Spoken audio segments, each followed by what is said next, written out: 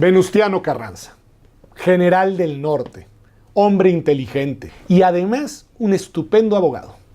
Un estupendo abogado que tiene la idea de reformar la Constitución de 1857 que, como ya le conté, se fue quedando en desuso. Hay quien dice que la Constitución de 1917 fue una nueva Constitución.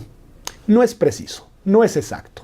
En realidad lo que hizo Venustiano Carranza fue presentarle a aquel Congreso Constituyente en la ciudad de Querétaro un proyecto de reforma a la Constitución de 1857.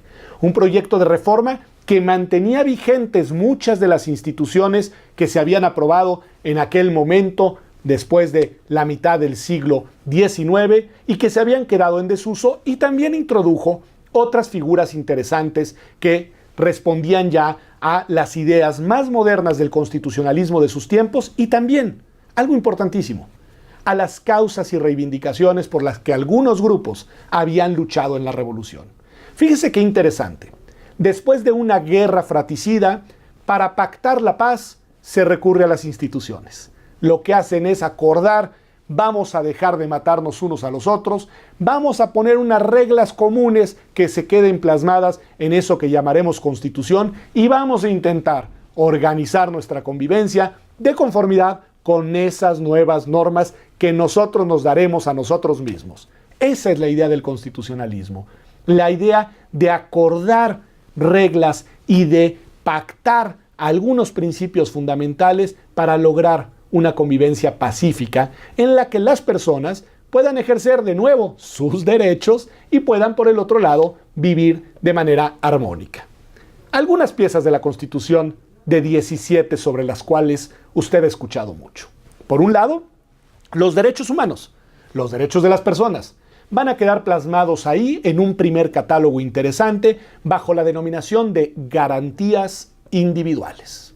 Por el otro lado, el principio de la separación de los poderes quedó plasmado en la Constitución con toda claridad, que México tendría un Congreso de la Unión con dos cámaras, una de diputados y una de senadores, que tendría a su cargo hacer las leyes en el país. Por el otro lado, apostaron, y esto me voy a detener después en unos minutos, por una figura de un presidencialismo fuerte.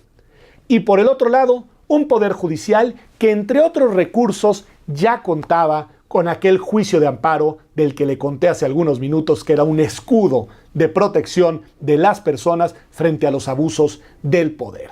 Es decir, apostamos de nuevo, después del absolutismo y el caos, por un Estado de Derecho. En ese Estado de Derecho se incluyó una pieza que ninguna otra constitución en el mundo había incluido, junto con el ideal de los derechos, el ideal de la democracia y el ideal de la separación de los poderes, que fue la agenda de los derechos sociales, en dos materias principalmente. La materia que tenía que ver con los derechos del campo, que tenía que ver con la materia agrícola, que tenía que ver con las reivindicaciones de una parte del movimiento revolucionario, sobre todo encarnado en el ala zapatista, que, como usted sabe, venía del sur, venía de Morelos y venía a reivindicar derechos de los campesinos sobre las tierras que trabajaban. Eso quedó plasmado en la Constitución. Y por el otro lado, el derecho de los trabajadores. Famoso artículo, usted lo ha escuchado, 123. Hay hasta calles en todas las ciudades que llevan ese nombre, artículo 123. ¿Qué es eso? Un artículo importantísimo en el que se plasmaron las piezas de las reglas que le darían garantía y protección a los derechos de los trabajadores frente a sus patrones poderosos. Para eso se hicieron acuerdos y se hicieron pactos en Querétaro, se aprobó una constitución y se promulgó, como usted sabe, ahí le dejo la fecha, el 5 de febrero de 1917. Y ya le conté, una de las piezas fundamentales fue apostar por el presidencialismo.